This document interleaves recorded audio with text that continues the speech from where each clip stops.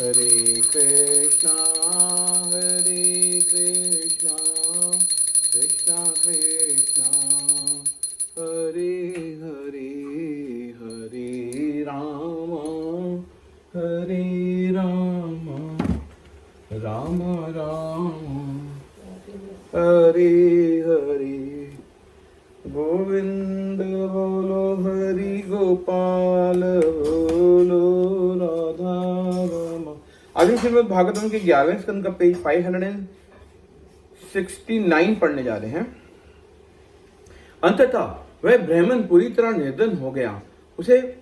उसके परिजन पूरी तरह उसकी उपेक्षा करने लगे। फलस्वरूप उसका मन असहनीय चिंता से पीड़ित हो गया। बुरी तरह शोक करता हुआ वह ब्राह्मण लंबे समय तक अपनी दयनीय स्थिति पर विचार करता रहा। अंत में भगवान विष्णु पर थोड़ी श्रद्धा होने के कारण उसके हृदय में वैराग्य की एक तीव्र भावना ने जन्म लिया।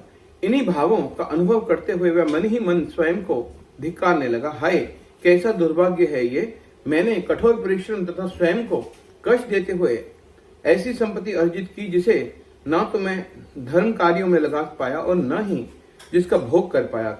कंजूस व्यक्ति की संपत्ति उसे इस जीवन में कोई सुख नहीं देती और अगले जीवन में उसे नरक में ले जाती है।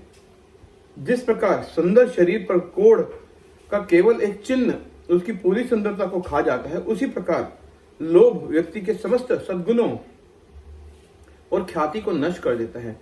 धन को कमाने, बचाने, खर्चने तथा उसे बढ़ाने में मनुष्य को कठोर श्रम करना पड़ता है और फलस्वरूप वह शोक, भय और मोह का अनुभव करता है। धन के लोभी व्यक्ति के हृदय में 15 अवगुण घर कर लेते हैं। वे हैं चोरी, हिंसा, झूठ बोलना, कपट, काम, क्रोध, अनिर्णय, गर्व, कलह, शत्रुता, अविश्वास, द्वेष, स्त्रियों द्वारा खड़े किए गए खतरे, जुआ और नशा। यद्यपि ये सब अवगुण अवांछनीय हैं, परंतु फिर भी मूर्ख व्यक्ति आवेशपूर्वक इन्हें बनाए रखना चाहते हैं। जीवन में सच्चा कल्याण चाहने वाले व्यक्ति को भौतिक धन संपत्ति कमाने के लिए अत्यधिक प्रयासों से बचना चाहिए। केवल एक सिक्के के लिए व्यक्ति की पत्नी, माता पिता, भाई अथवा मित्र उसके साथ अपना संबंध तोड़ सकते हैं।